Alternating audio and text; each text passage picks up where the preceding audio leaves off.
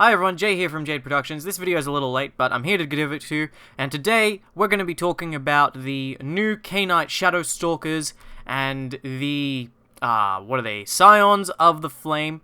And specifically, we're going to be looking at their Age of Sigmar rules, and not so much their Warcry rules. Simply because we don't know their Warcry rules completely yet. We've only seen snippets of some of their data slates. And Warcry is not a game I have played enough of. I really have enjoyed it. I really like it. It's really good.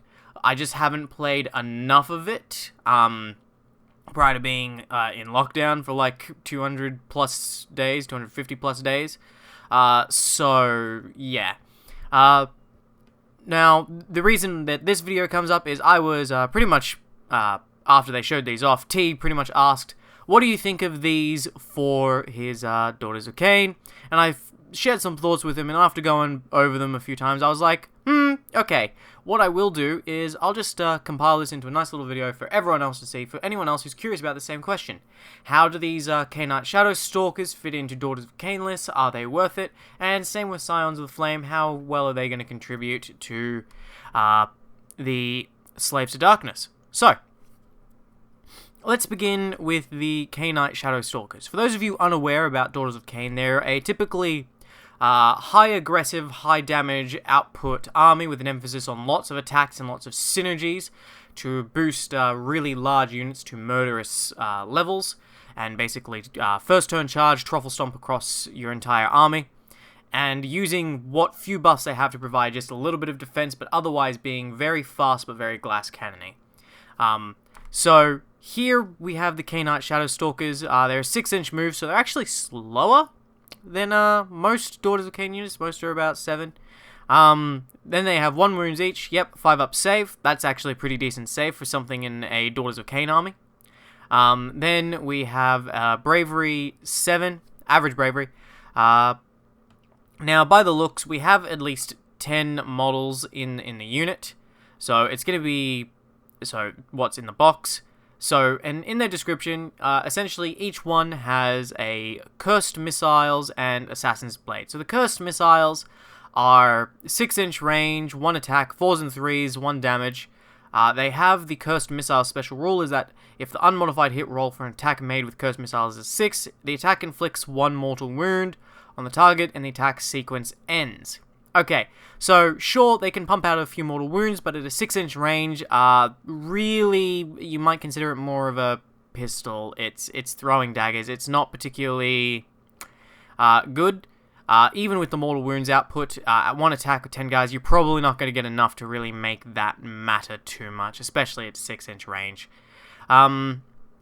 It's kind of more like the Fire Slayer's throwing axe. It's a free weapon that you should never forget, because every little bit of damage helps if you can try and chip stuff down, but at the same time, it's not something to go wow over. Their Assassin's Blades are pretty standard, 1-inch range, 2 attacks, 4s and 3s, they're not particularly good. I'm not sure what, their synergies don't look like, with their keywords are going to be particularly great, but there are some things you can do once you mix them into the Daughters of Cain, but nothing super powerful. They have the Shroud Queen. So the Shroud Queen, 1 model in the unit can be a Shroud Queen, and they're armed with Umbral Blades and Cursed Missiles instead, and they have a wound characteristic of 3. So in total, you're looking at a 13 wound unit, based on the average cost of the Warcry units. They tend to be typically between 90 to 100 points, sometimes 80, but they're mostly within that range, just under 100 points or so. So for what you get at a 13 wound unit for 100 points, that's not terrible. With a 5 up save, which is just higher than your average in Daughters of Cain. The Umbral Blades are 3 attacks, 3s and 3s, -1 D3. So that's actually not bad. It'd be nice if the whole unit had those, but consider that essentially a special weapon, and of course you can't double up on that, so you have to take multiples of them. So they're not particularly hard-hitting, which puts them very much at odds with the rest of the Daughters of Cain. But that's to be expected. This is an auxiliary unit that's been introduced in Warcry. They're assassins. They're not mainline fighters. They don't typically go to the battlefield. But they do have two interesting little features that mean that for what they give you, provided they're a low enough points cost when they come out, again, guessing based on the averages of that what we've seen so far for Warcry, being about 90 to 100 points, basing that on the the Slaves to Darkness warbands, and when you purchase them as cultists in a Slaves to Darkness army, assuming relatively the same cost since they're all relatively similar. These guys have the Shadow Leap. In your movement phase, instead of making a normal move with this unit, you can say that it will Shadow Leap. If you do so, remove this unit from the battlefield and set it up again anywhere on the battlefield more than 9 inches away from any enemy units. That's actually what makes this unit probably good, in my opinion. So, the reason why this is a good ability and makes them something that you can actually even consider including in your Daughters of Cain army is that while Daughters of Cain are extremely fast, they often require you to commit, and you'll often have some points left over depending on what you're doing.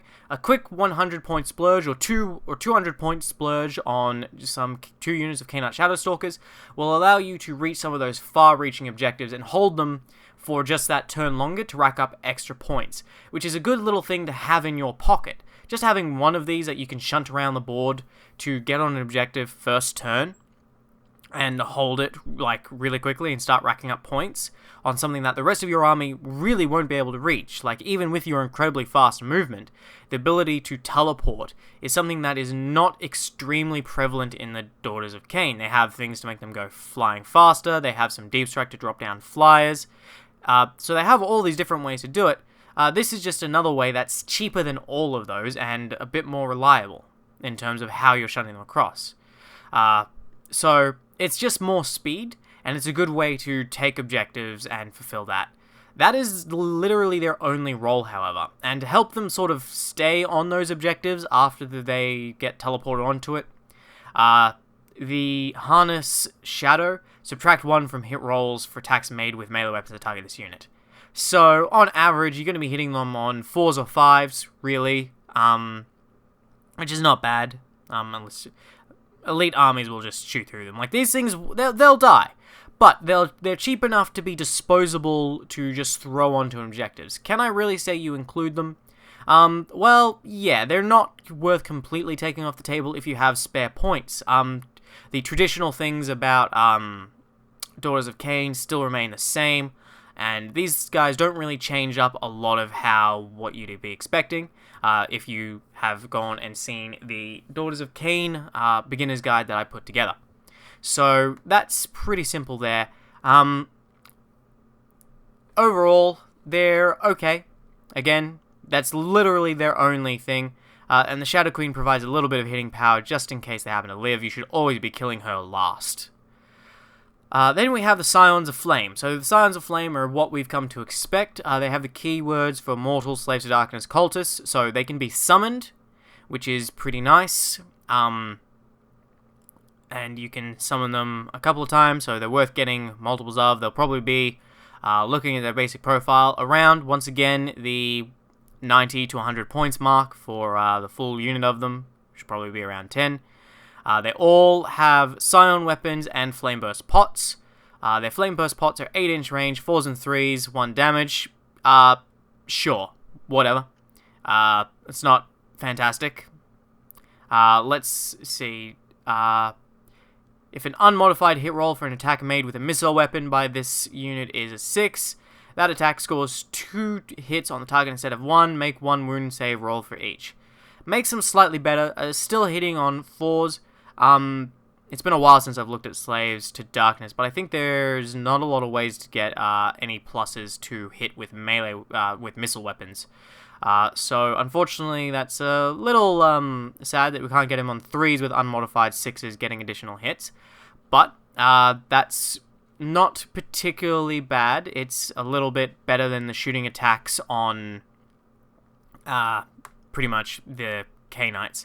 The Cainites are more towards, yeah, we'll plink away at something tough, whereas the Scions here are, let's throw a bunch of stuff over the shoulders of whatever Slaves to Darkness unit is currently on the front line. into a group of something that's not particularly well armored, just for trying getting some extra stuff in there. They have a number of special characters. Their Scion weapons are simple 1-inch range, 1 attack, 4s and 4s, 1 damage. So really, really meh. Their missile weapons are better. They're 6-inch move, 1 wound, 6 up save, bravery 5, so pretty low bravery. But you don't care about that in Slaves to Darkness. So you have the Blazing Lord. 1 in every 8 models in this unit must be a Blazing Lord. So 8 models in the unit, probably 8 to 10. Add 1 to the attacks characteristic of the Blazing Lords and melee weapons. Sure, yep, he's your sergeant. Brazen Champion. 1 in every 8 models in the unit must be a Brazen Champion. Brazen Champions have a wound characteristic of 2. Sure, if you're at an 8-man unit, that's going to take you up to 9 wounds. Inferno Priest. 1 in every 8 models in this unit must be an Inferno Priest. You can re-roll hit rolls of 1 for attacks made by this unit's Flame Burst pots. Not particularly bad. Any sort of re-roll with those weapons is going to help. So, not really going to worry about that. And the Immolator. 1 in every 8 models in this unit must be an Immolator. Add 1 to the attacks characteristic of any Immolator's melee weapons. Yeah. Look, as far as cultists go, these are probably not the best ones for Slaves to Darkness, but they are something that you can bring in. They're very cheap. You can use them. I would immediately picture the best way of using these is to have them just very cheaply support and block. Pair them up with something like Chaos Warriors or other cultists. These aren't a unit I would particularly summon. There are other cultists from Warcry that are better to be summoned with your command points if you're going with that, if you're bringing the characters to do that. Otherwise, as far as they go, they're really average. The K-Knights definitely strike me as the better one, just simply because of the job that they can fulfill. These guys feel a bit schizophrenic with just, they can't decide whether or not they want to focus on melee attacks or focus on being the Flame Burst pots, and their Scion weapons aren't particularly good. And they can buff them, but they don't have a Mark of Chaos, so they can't get really good buffs, really. Like, the best you can do is put a little magic on them. Some Ocular Visions. But, yeah, they're not particularly fantastic, but they are there. They provide a little bit of range support, more leaning towards just throwing extra things into hordes. The Daughters of the K-Knight Shadow Stalkers are definitely the better one, even though they don't really have much synergy with the rules and abilities of their army. They do have that extra mobility that makes them pretty fun, and at least worth considering. So, obviously there's always pros and cons to each of these. They both have a sort of use. The Scions of the Flame are probably amongst the worst cultist options you could probably take, but if you're taking them, they're average. Don't expect them to do a lot. They're more bodies, and they're pretty cheap. The 8-man unit is, well, hopefully they're cheap. If they're anything costed like the other cultists, which are all about 90 points, I think. 80 points, yeah. So, that's it. That's overall just what I make of these. I really love Warcry. I look forward to playing some more. I've had a lot of fun with my Skaven warband, playing games with that. And I've now got the Caradrons, which I look forward to playing out. And just, yeah. That's pretty much it for now. Stay tuned for more videos from Jade Productions. I've been Jay. Thank you very much. Have a good day. Happy wargaming. And keep on trucking.